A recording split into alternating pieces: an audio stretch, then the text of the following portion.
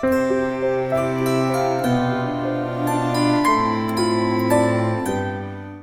சாப்பாடு low glycemic keto டயட்டா இருக்கும். அது என்ன லோ கிளைசமிக் கீட்டோ டயட்? நமக்கு ஒரு டேக் ஹோம் மெசேஜா எடுத்துக்கலாம். எந்த உணவு எடுத்துக்கொண்டாலும் சரி, சைவ உணவோ அசைவ உணவோ புலால் உணவோ வேகன் உணவோ எது எடுத்துக்கொண்டாலும் நம்ம உணவு லோ கிளைசமிக்கா இருக்கும். லோ கிளைசமிக்னா கிளைசமிக் இண்டெக்ஸ் அப்படின்னு ஒரு உணவுக்கு ஒரு பட்டியல் இருக்கு. ஒரு உருளைக்கிழங்க வேக வச்சு அப்படியே சாப்பிட்டீங்கன்னா அடுத்த 20 நிமிஷத்துல அதுல இருக்கக்கூடிய 90% கார்போஹைட்ரேட் ரத்தத்துக்குள்ள சர்க்கரையை கொண்டு போய் கொடுத்துரும். 20 நிமிஷத்துல இருந்து ஒரு 40 நிமிஷத்துக்குள்ள அதனுடைய அத்தனை காப்ஸும் உள்ள போயிடும். வாயில உமிழ்நீர்ல சலைவரி அமிலேஸ் அப்படின்னு ஒரு என்சைம் இருக்கு. அதுவே அப்படி சர்க்கரை அப்படியே உட்க வச்சிடும். சல்லுன்னு நீ சாப்பிட உருளைக்கிழங்கு சிப்ஸ், அப்படியே ஃபிங்கர் ஃப்ரைஸ், இல்ல வீட்டுல பொரிச்சு வச்சிருக்க உருளைக்கிழங்குல என்ன சாப்பிட்டாலும் சர்றன்னு உள்ள போயிடும். வெள்ளை வெளியேன்னு ஒரு அரிசி, பச்சரிசி அப்படியே மல்லிகைப்பூ மாதிரி இருக்கணும் சார் எங்க வீட்டுல. இட்லி எல்லாம் வெள்ளையா இருந்தா மட்டும் தான் நான் சாப்பிடுவேன் அப்படின்னு சில கோஷ்டிகள் இன்னைக்கும் சொல்லிட்டு தெரியுது. மிகப்பெரிய தப்பு அது. அந்த மாதிரி வெள்ளை வெளியே இருக்கக்கூடிய அரிசியினுடைய கிளைசமிக் இண்டெக்ஸ் 85-80 இருக்கும். அதுக்கும் ஒரு ஸ்பூன் சர்க்கரைக்கும் பெரிய வித்தியாசம் இல்லை. ரெண்டு கிட்டத்தட்ட ஒண்ணுதான். அது இட்லியா இருந்தாலும் சரி, சோறா இருந்தாலும் சரி. அப்ப இட்லி எப்படி இருக்கணும், சோறு எப்படி இருக்கணும்னா நல்ல பழுப்பா இருக்கணும், கருப்பா இருக்கணும், சிவப்பா இருக்கணும். அதுதான் சோறு. உங்கள் வீட்டில் சோறு சிவப்பா இருந்தா, பழுப்பா இருந்தா, கருப்பா இருந்தா சர்க்கரை வியாதி கொஞ்சம் கட்டுப்படும். இல்ல வராது இருக்கவங்களுக்கு வராம இருக்கும். அது எப்படி சார் சாப்பிடுறது? சாப்பிட்டாங்க. அப்படிதான் நம்ம முன்னோர்கள் சாப்பிட்டாங்க. நாங்கெல்லாம் உளுந்து எங்க வீட்டுல தோசைக்கு அரைக்கும் போது எங்க அம்மா அரைக்கும் போது ஞாபகம் இருக்கு. நான்லாம் எங்க அம்மா அரைக்கும் போது பக்கத்துல உட்காந்துக்கிட்டு கையை வச்சு அப்படியே தள்ளி தள்ளி விட்டுட்டு கதை பேசிட்டு இருப்பேன். அப்படியே உளுந்த கருப்பு உளுந்தா இருக்கும். கையை வச்சு அப்படியே மெதுவா தள்ளி விட சொல்லுவாங்க. அந்த தொலி மட்டும் தனியா வரும். ஆனா முழுசா போகாது. ஒரு 25% தங்கிரும். அதனால இட்லி கொஞ்சம் சாம்பலா தான் இருக்கும். இப்படி இருக்காது. உருட்டு பருப்பு அப்படின்னு பாலிஷ் பண்ணி வெள்ளையா கொண்டு வந்துட்டான். ஆனா அந்த உருட்டு பருப்புக்கு மேல இருந்த தொலி இருக்கு இல்லையா, அந்த கருப்பு உளுந்து, அந்த தொலியில இருக்கிற பொருளுக்கு பேர் ஆந்தோசைனின். அந்த ஆந்தோசைனின் புற்றுநோயை தடுக்கக்கூடியது. அதை கொண்டு போய் மாட்டுக்கு போடுறது, குப்பைக்கு போடுறதுன்னு பண்ணிட்டு இந்த வெள்ளையா இருக்கிற மனுஷன் நம்ம நோயை வாங்கிட்டு இருக்கிறோம். நண்பர்களே, நமக்கு லோ கிளைசமிக் வேணும்னா முதல்ல செய்ய வேண்டியது வெள்ளை அரிசி வேண்டாம்.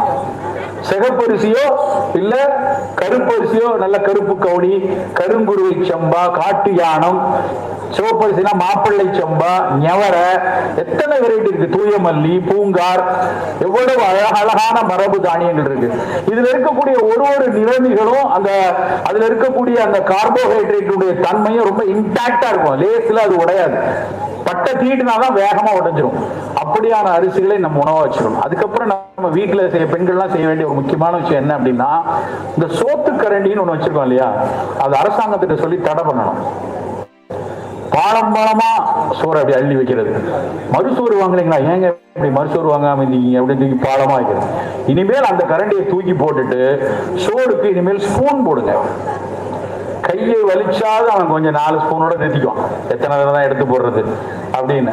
ரிஸ்ட் ஜாயிண்ட் எல்லாம் வலிக்கும், கொஞ்சம் கொஞ்சமா எடுக்குது. ஏன்னா அந்த அளவுக்கு தான் சாதம் சாப்பிடணும். குறைவாக நம்ம ஹோட்டல்ல சாப்பிட்டா ஒரு கிண்ணத்துல காய் கொடுப்பாங்க, பெருசா சாதம் தட்டிப்பாங்க. இனிமேல் எஃப்எஸ்எஸ்ஐலாம் சொல்லி நம்ம இனிமேல் சோறை இது மாதிரி கொடுங்க. சோறை கிண்ணத்துல கொடுத்து அந்த பெரிய சாதம் இருக்கிற இடத்துல காய் இருக்கணும். அதுதான் சரியான வழி. நம்ம வீட்டுல சாப்பிடும் போது ஒரு 4 பேர் இருக்க வீட்டுல 1 கிலோ காய் வாங்கணும். 1 கிலோ காய், வெண்டைக்காயோ அவரைக்காயோ கத்திரிக்காயோ எல்லா காயும் நல்லதுதான். சார் நான் ப்ரொக்கோலி மட்டும் தான் வாங்குவேன், நான் அப்படியே கேவண்டிஷ் தான் எடுப்பேன், இப்படி எல்லாம் பேசிட்டு இருக்க கூடாது. எல்லா காயும் சிறப்பு. நாட்டு காய்கறிகள் மிக மிக சிறப்பு. நல்ல பீர்க்கங்காய், சொரக்காய், அவரைக்காய், வெண்டைக்காய், கத்திரிக்காய். எங்க வீட்டு மாடியில ஒரு மாடி தோட்டம் போட்டிருக்கோம். இப்பதான் இவ்வளவு வருஷத்துக்கு அப்புறம் இப்ப வீடு கட்டி மேல மாடி தோட்டம் போட்டிருக்கோம். தினம் காலையில எனக்கு என் ஒய்ஃபுக்கும் வேலை, மேல போய் அப்படி காய்கறி எல்லாம் பறிச்சு அவ்வளவு சந்தோஷமா இருக்கும். ஒரு 4 வெண்டைக்காய் தான் இருக்கும், நான் ஒரு 5 கத்திரிக்காய் இருக்கும், ஒரு 4 தக்காளி பழம் இருக்கும், வெங்காயம் இருக்கும், கொஞ்சம் கீரை இருக்கும். எல்லாத்தையும் பறிச்சுட்டு எல்லாத்தையும் சேர்த்து ஏதோ ஒரு கறியை செய்வோம். அப்படிலாம் எதுவும் சட்டம்லாம் இல்லை. கத்திரிக்காய் இது சேரக்கூடாது, அது என்ன கூட்டணியா, ஒன்றும் அவசியம் கிடையாது. என்ன கிடைக்குதோ. ஆனா எவ்வளவு சுவையா இருக்கு வீட்டிலேயே செய்யும் போது. வெறும் காய்கறி கழிவுகளை போட்டு நல்லா மோர்ல இஞ்சி பூண்டெல்லாம் அரைச்சு அதை வச்சு பூச்சிகள் தெளிச்சுக்கிட்டு, அன்னைக்கு ஒரு தக்காளி பழத்துடைய கீழ்ப்பகுதி மட்டும் சிவந்து போச்சு, அழிக்கிற மாதிரி ஆயிடுச்சு. தெரியல எங்களுக்கு என்னாச்சு. உடனே ஒரு விவசாயியை கூப்பிட்டு, ஐயா இப்படி ஆகுது. சுண்ணாம்பு சத்து இல்லைங்கய்யா, நீங்க பாட்டு மேல மாடி தோட்டத்தை வச்சு மண்ணுல எங்க இருக்கும் சுண்ணாம்பு, முட்டை உடத்தை போட்டு தக்காளி முட்டை உடனே மாறிடுச்சு. மனசுக்கு அவ்வளவு சந்தோஷம். அப்படி நாட்டு காய்கறிகளை நிறைய வச்சுட்டு அரிசி சோறை குறைவாக வைத்து எடுத்தோம்னா அது லோ கிளைசிமிக்கா இருக்கு. பல பேர் வந்து சார் அதெல்லாம் இல்லை சார், நான் சிறுதானியம் தான் சாப்பிட்றேன் சார். நீங்க தானே சொல்லியிருக்கீங்க, 6ஆம் நிலையில சொல்லியிருக்கீங்க எல்லா இடத்துலையும் சிறுதானியம் சொல்லிருக்கீங்க. அது ஒருத்தர் ஒரு முகநூலில் என்னைய வச்சு எழுதியிருக்காரு, சிவராம சேதாரங்கள் அப்படின்னு ஒரு கட்டுரை. என்ன கட்டுறேன்னா, நானும் படிச்சேன், நிறைய பேர் திட்டுவாங்க, சரி என்னமோ திட்டிருக்காரு படிச்சு பார்ப்போமா அப்படின்ட்டு படிச்சு பார்த்தா எழுதியிருக்கான். இவர் வந்து சிறுதானியம் சொன்னதுக்கு அப்புறம் எல்லா பேரும் சிறுதானியம் சாப்பிட்டா சக்கரை போயிடும், ஆளாளுக்கு சிறுதானியத்தை மாவாக்கி அதுல பணியாரம், அதுல கொழுக்கட்டை, அதுலதான் தோசை, அதுல நான் தினம் கஞ்சி சார் அப்படிங்கிறான்.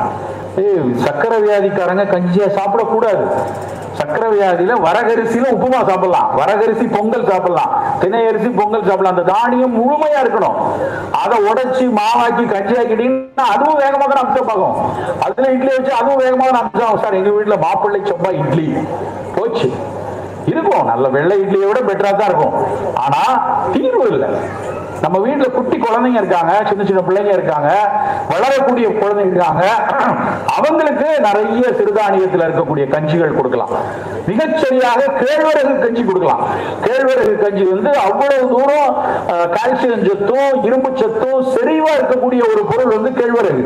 அப்ப அந்த சிறுதானியங்கள்ல கேழ்வரகுங்கிறது குழந்தைகளுக்கான மிகச்சிறப்பான உணவு. ஆனா அது வந்து படுவேகமாக உடல்ல அப்சர்வ் ஆகிற தன்மை உண்டு, ஹை கிளைசமிக்.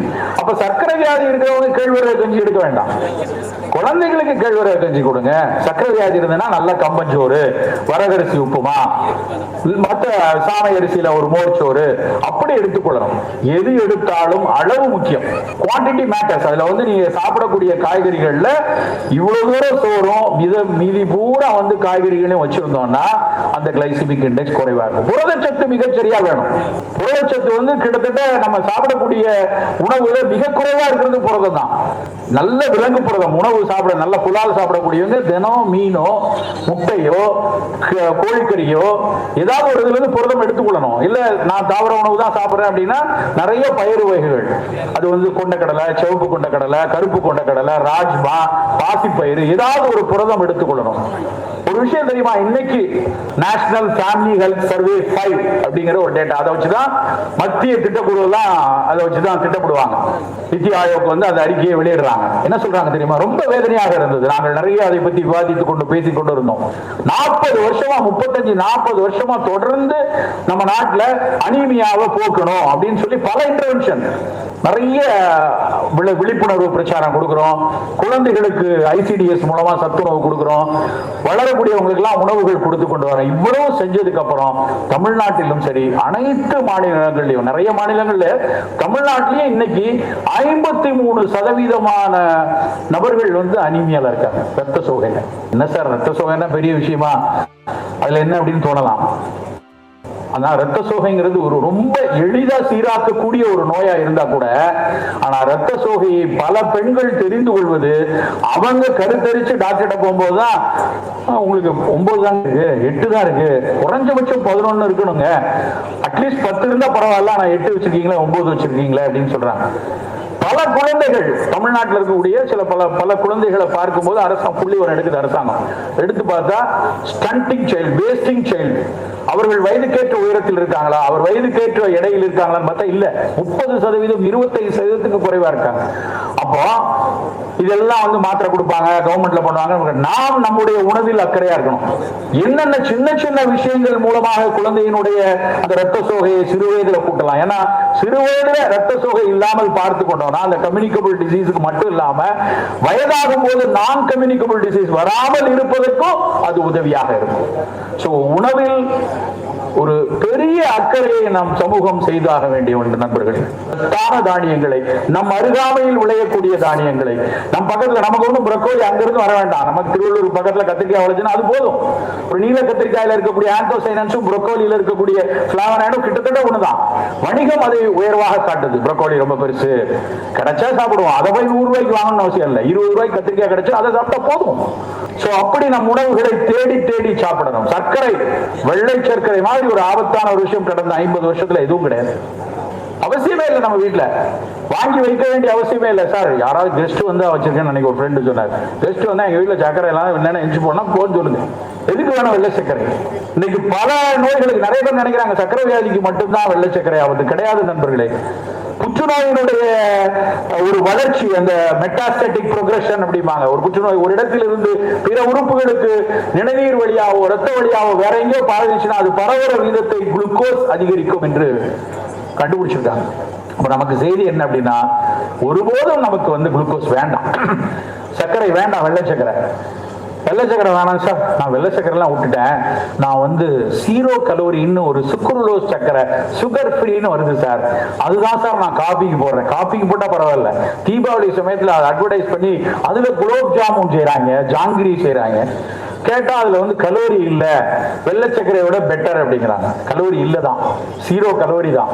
ஆனா முக்கியமான விஷயம் என்ன தெரியுமா, அந்த ஜீரோ கலோரின்னு சொல்லக்கூடிய அந்த செயற்கை சர்க்கரை சுக்ரோலோஸ், முன்னாடி அதுக்கு அஸ்பர்டைம்னு இன்னொரு சர்க்கரை இருந்துச்சு.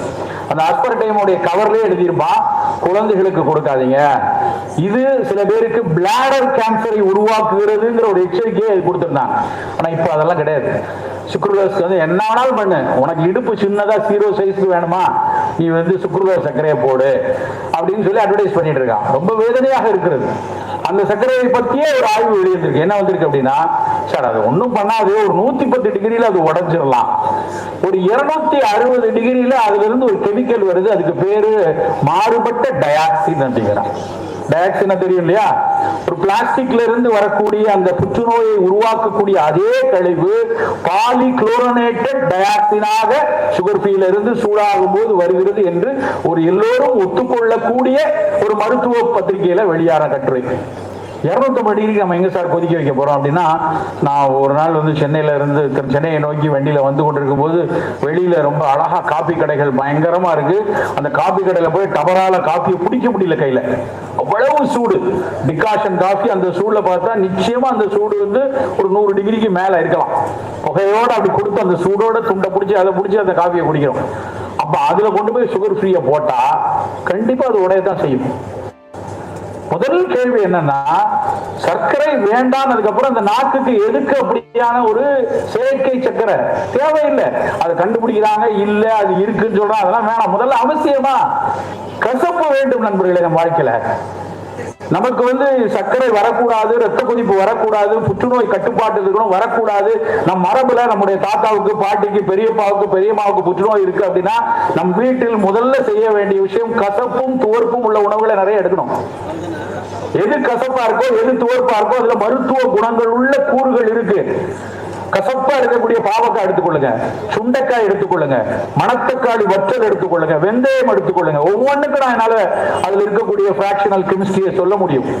துவர்ப்பு சத்துள்ள வாழைப்பூ, வாழைத்தண்டு எவ்வளவு மருத்துவ குணம் உள்ளது. அந்த வாழைப்பூல இருக்கக்கூடிய சத்து பெண்களுக்கு இருக்கக்கூடிய அடினோமயோசிஸ்ல இருந்து பல்வேறு கருப்பை நோய்களை அதை சரி பண்ணி ரத்தப்போக்கு அதிகமாவதை தடுக்கக்கூடிய தன்மை உண்டு. எத்தனை பேர் நம்ம சாப்பிட்டுருப்போம்.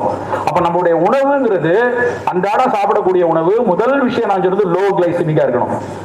யாராவது நம்ம 35 வயசுக்கு மேல இருந்துட்டோமா, நம்ம சாப்பாடு கண்டிப்பா லோ கிளைசிமிக்கா தான் இருக்கணும். ரெண்டாவது அது கீட்டோ, நிறைய புரோட்டீன் சேர்ந்த உணவா இருக்கணும். நல்ல ஃபேட்டுக்கு நல்ல புலால் கொழுப்பு சாப்பிடுவோம், அந்த கொழுப்பை எடுத்துக்கொள்வோம், அதை எடுத்துக்கொள்ளலாம். மிக அதிக அளவுல மைக்ரோ நியூட்ரியன்ட் உள்ள கீரைகள், நாட்டுக்காய்கள் நிறைய இருக்கணும் நம்மளுடைய உணவுல. சோறு குறைவா தான் இருக்கணும். அந்த சோறும் பாரம்பரிய பூங்காரோ மாப்பிள்ளை சம்பாவாகவோ இருக்கணும். எல்லாவற்றிற்கும் மேலாக சர்க்கரை, வெள்ளை சர்க்கரையை விலக்க வேண்டும்.